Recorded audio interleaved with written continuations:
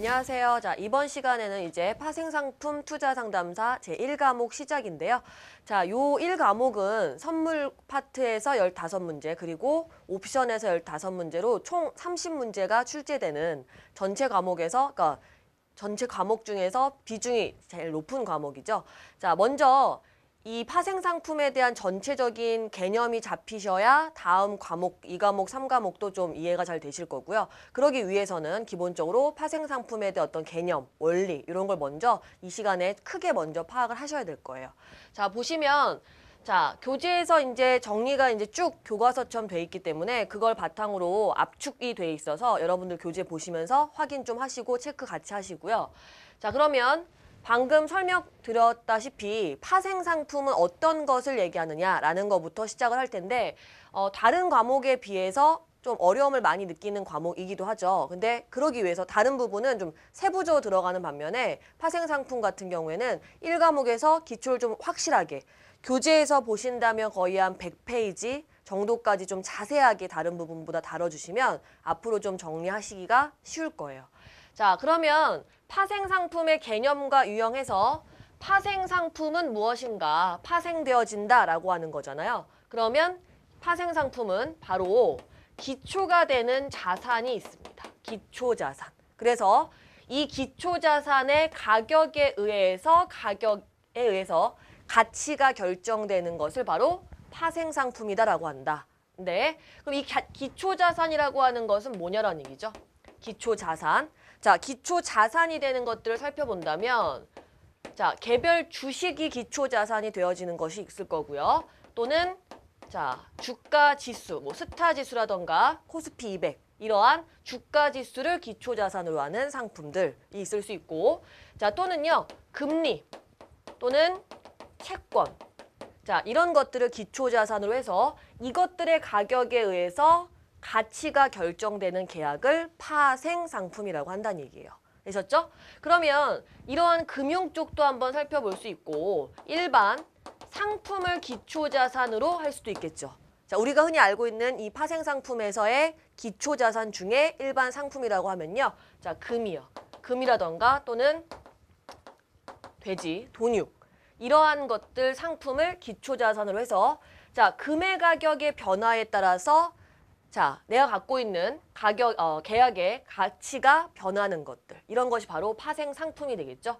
자, 먼저 한번 간단히 보시면 크게 봤을 때 이러한 금융 쪽의 기초 자산과 그리고 일반 상품의 기초 자산으로 나누어진다는 거. 이런 건 이제 정리하면서 다시 아주 자세히 설명을 드릴 거고요. 그럼 이제 1과목이 교재 보시면 굉장히 두껍죠. 자, 두 개를 다룰 텐데 선물과 옵션에 대한 부분이에요. 옵션 파트예요.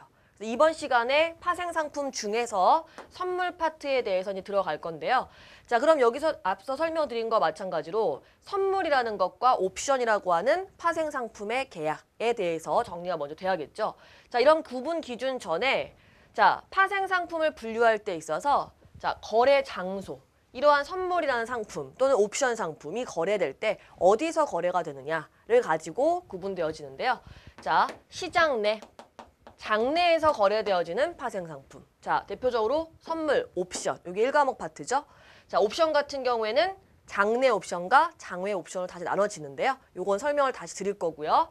자, 기본적으로 이 장내 파생상품이라고 하는 것은요. 우리 한국거래소, KRX에서 거래가 되는 파생상품으로 자, 표준화된 계약이라던가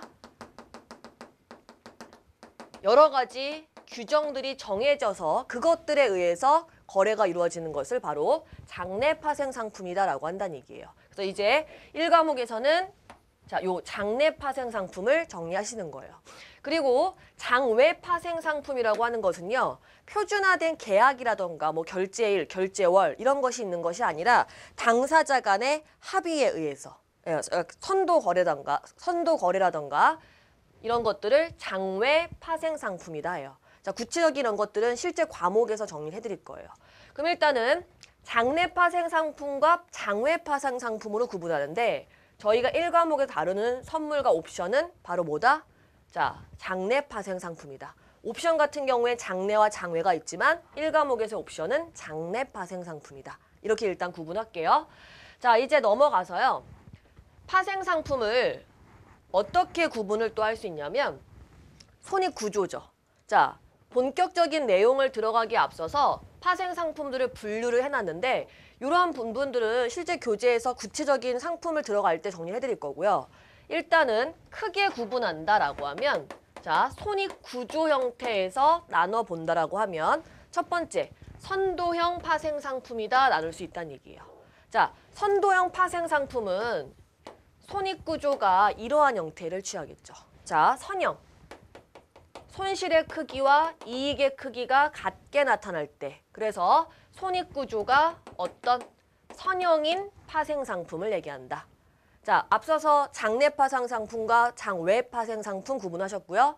자, 그럼 이제 이 선도형 안에 들어가면 선도 계약 또는 선물, 수합 이런 것들이 있다는 얘기죠. 자, 이런 것들은 자, 이 과목에서 자세히 다뤄질 내용이고, 자, 우리가 중요하게 볼 이번 시간부터는 이제 선물, 이 부분은 이제 중요하게 설명을 드릴 거고요. 자, 그래서 이제 선도형 안에서 세 개로 구분을 했을 때, 뭐 선도 계약이다, 선물 계약이다, 수합이다 이렇게 나와 있는데, 자, 이 선도 계약과 선물 계약의 차이를 얘기한다면요, 둘 다 선도형 파생 상품인데 선물 계약 같은 경우에는 장내 파생 상품이에요. 자, 그럼 여러분들 여기서 이제 선물이 나왔는데 선물이라고 하는 계약은 일종의 자, 현재 가격으로 계약을 해요. 예를 들면 자, 특정한 상품을 1,000원에 현재 계약을 해요. 그죠? 자, 1,000원에 10개를 사겠다라고 해서 자, 매수 포지션을 취하죠.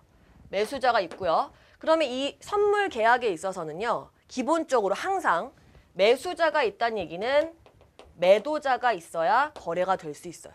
자, 주식시장에서는 10개 주식을 산다 했을 때 10개 주식을 파는 사람이 있어야만 거래가 되는 게 아니잖아요. 하지만 이 선물에서는 자, 하나가 10개가 거래되기 위해서는 즉 10개를 사고자 하는 매수자, 10개를 팔고자 하는 매도자가 있다는 말과 마찬가지예요. 자, 선물. 그럼 미래죠. 자, 미래에 대해서 1,000원에 10개를 사겠다는 것을 계약을 하는데 정해진 이제 기한이 있겠죠. 결제일 이런 것이 이제 정해지는데 그랬을 때 이것이 앞으로 그 시점, 결제 시점에 갔을 때 현재 계약하는 시점과 이후의 결제 시점에 갔을 때 이것의 가격이 어떻게 변할지는 모르는 거죠. 하지만 이미 저는 어때요? 얼마에 계약을 했죠? 1,000원에 10개를 계약한 거죠. 그러면 자, 이후에 1,500원이 됐다라고 하더라도요. 그쵸? 1,500원이 된다 하더라도 이 매수 포지션을 취한 사람, 이 계약을 한 사람은 결제 시점에 얼마가 지불이 되어지는 거죠. 크게 봤을 때 10,000원이 되겠죠. 그렇죠? 그러면 이게 만약에 매수 포지션을 취한 사람은 1,000원에 계약했지만 하나당 이제 1,500원이 되면 개당 얼마의 이익이 발생하는 거와 마찬가지예요. 500원의 이익이 발생하는 거와 마찬가지죠. 그죠? 자, 그래서 이 부분을 먼저 이해하셔야 이게 지금 바로 기본적인 선물의 계약이 되고 거래가 되는 원리 부분이에요. 자, 그럼 이제 이 매도자, 매수자가 개당 500원씩의 이익을 봤다는 건요. 아까 매수자, 매도자가 있을 때 거래가 될 수 있다는 얘기잖아요. 그죠? 그러면 이 매도자는 개당 500원씩의 손실이 발생한다는 얘기예요. 자, 왜냐? 계약 시점에 1,000원에 계약을 했죠. 1,000원에 파는 거죠. 근데 실제 결제 시점이 됐을 때 이건 얼마예요? 1,500원이에요. 그러면 매도자 입장에서는 500원만큼의 손실이 발생하죠. 자, 그래서 왜 설명을 드리냐면 이러한 선물이라고 하는 파생 상품이 처음에 개발될 때 있어서는 바로 뭐냐면 매수자 입장에서는 자, 이후에 필요한 것을 지금 사겠다. 예를 든다면 자, 왜요? 앞으로 가격이 상승할 수 있기 때문에 먼저 계약을 하겠다라는 거와 마찬가지거든요. 그죠? 자,